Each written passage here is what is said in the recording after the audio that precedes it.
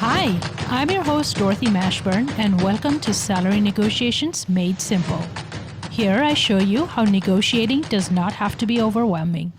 I break the entire process of negotiating into easy-to-learn steps that you can use in any salary negotiation situation, whether you're starting a new job or preparing to ask for a raise. Expect to receive practical, actionable strategies that are based on real-life experiences. I'll be sharing tips that have been proven to work where professionals like you have netted $10,000 to $40,000 more in compensation. It's payment for the skills you bring, so you need to know how to ask for payment for those skills.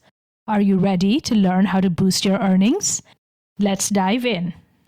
In today's episode, we are going to handle Imposter Phenomenon. Yep, this pervasive challenge that can hinder our chances of achieving our desired financial outcomes. We will explore its definitions, who discovered it, and its impact on individuals across different backgrounds, and why it's important to identify it and address it before diving into salary negotiations. I remember that very first networking event we attended during our time in business school. It was a Chamber of Commerce meeting, buzzing with opportunity and the promise of connections that could shape our future. We were told it was a chance to find advisors, mentors, and even secure potential job opportunities. But as I walked into that room, a series of emotions swept over me. You see, it had only been a year since I arrived in this country from India. Although I had achieved great SAT scores and aced the test of English as a foreign language exam, there was a fear within me. I was terrified that someone would discover I had chosen the wrong major, that I wasn't cut out for this business world I had ventured into. And that fear wasn't the only weight I carried. The sense of not belonging was very palpable. I didn't have a parent who had paved the way for me in prestigious country clubs or had connections with esteemed business clubs. I was an outsider, a fish out of water among those who seemed to effortlessly navigate these social circles. In the midst of it all, I found myself grappling with a deeper struggle. I questioned whether I was losing my true self in the pursuit of success. Was I compromising my values and authenticity just to fit in? It was a constant battle raging within me, creating chaos that left me feeling like an absolute mess. Curiously, even though it felt like that at the time, I was not an isolated case. Imposter phenomenon affects both men and women, and even some of history's greatest minds have experienced it. From Albert Einstein to Maya Angelou and even Michelle Obama, these great individuals have battled self-doubt and the fear of not living up to their own achievements. Maya Angelou famously said, "I have written 11 books, but each time I think, uh-oh, they're going to find out now. I have run a game on everybody and they're going to find me out." Unbelievable, right? I mean, it's Maya Angelou. Imposter syndrome was first coined by psychologists Dr. Pauline Rose Clance and Dr. Suzanne Imes in the 1970s. These doctors focused their research on high-achieving women who expressed a persistent belief that they were intellectual frauds. Their work shed light on the psychological and emotional experiences who struggle with internalizing their achievements. Today, we know that this phenomenon or syndrome affects both men and women and can hinder their ability to perform at their very best because of their own distortions. So, what are factors that influence the frequency and intensity of imposter phenomenon? Typically, individuals from underrepresented groups often feel the weight of not belonging in certain environments. For minorities, there can be an added pressure of representing their entire race, heritage, culture, or group. Those with English as a second language may also experience heightened imposter feelings. Additionally, being the first one in one's family to pursue higher education could lead to intense imposter feelings. The stories we internalize during childhood can also contribute to these feelings. And what do I mean by that? Stories such as, "I'm not good at math," or "I am great at athletics, and that is what my future is going to be about." High achievers who have attained significant success are more prone to imposter phenomenon. So, why is it important to identify and address imposter phenomenon before planning for salary negotiations? Before you even go into asking for a pay raise, maintaining ongoing executive presence and building your personal brand requires confidence and self-assuredness. Overcoming imposter phenomenon allows you to showcase your true abilities, enhancing your personal and professional reputation. Recognizing your self-worth is important. Imposter feelings erode your belief in your own value, making it hard to assert your worth during negotiations. Also, messaging powerfully is key to successful negotiations. After all, if you believe in the message that you're delivering, the sale is already made, right? By addressing imposter phenomenon, you can present your skills and achievements confidently, leaving a successful impression on prospective employers.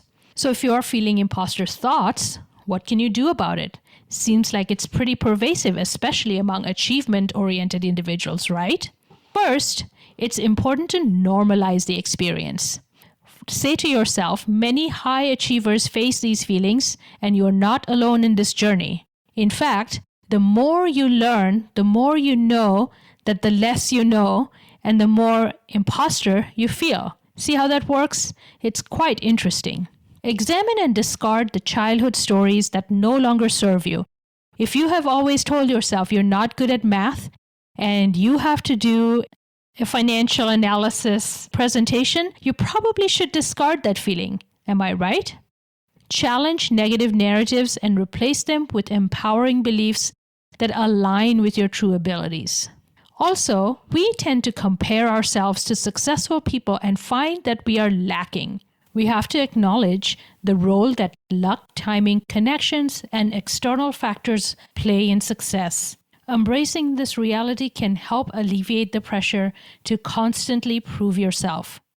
Next, simply showing up. Consistently showing up, even in the face of self-doubt, can gradually build confidence and diminish imposter phenomenon's grip on your mindset. Another thing to do is engage in passion projects and volunteer for causes that resonate with you.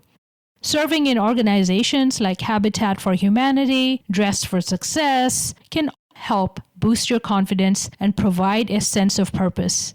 And when you charge forward with a sense of purpose, you have all the confidence you're ever going to need. Remember that everyone's journey is unique and focus on your own progress. This is the key to overcoming imposter phenomenon. In the context of salary negotiations, dealing with imposter phenomenon requires a tailored approach. First, when preparing to ask for a salary increase, get in the right mindset.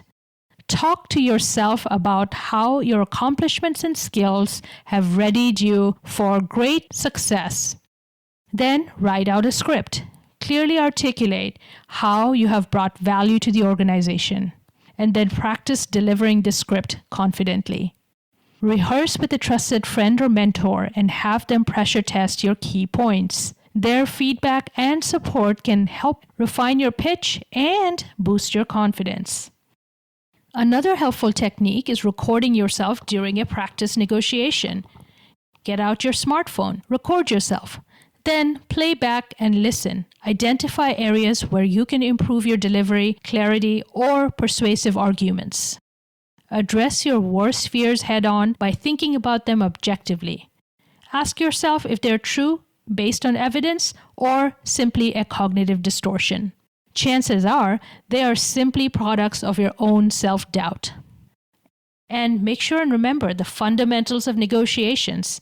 Leverage those techniques during salary discussions. Having a plan B in case the offer doesn't meet your expectations is always a great way to boost your confidence. Use curiosity to ask thoughtful questions and gain a deeper understanding of the employer's perspective. Reframe the negotiation as a conversation rather than a confrontation. See how that works?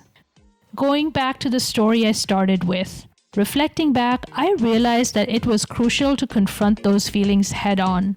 It took a while, but I needed to acknowledge that my journey was unique and that I had valuable qualities and perspectives to offer. I had to remind myself that my scores and language proficiencies were evidence of my abilities, and I deserved to be in that room just as much as everyone else. Don't get me wrong, there were many times where I thought imposter thoughts. Over time, I discovered the power of connecting with others. I sought out mentors who had overcome their own imposter thoughts, and their guidance became a source of strength. Through their support, I learned to embrace my individuality and celebrate the journey. As I faced my fears, leaned into my strengths, and embraced myself, I found a newfound confidence within me. And of course, practice didn't hurt. If you're currently battling with imposter thoughts, just know that you are not alone. And it's okay to feel overwhelmed and uncertain, but don't let those feelings reduce your unique power. In moments when doubt creeps in and you're unsure of your abilities, remember the power of simply showing up. Even if it's not perfect, even if you feel a bit shaky, keep showing up again and again. Because when you continue to show up, something magical happens. You forget that nagging voice of self-doubt, and gradually things just become easy. You don't overthink asking for a pay raise or asking for an additional bonus. So, my friend, free yourself from the pressure to be flawless and instead focus on just showing up. Take that leap, try new things, and embrace the discomfort. You've got this. Make sure and grab the free negotiations training at DorothyMashburn.com/fight for your worth. Thank you for listening, and bye for now.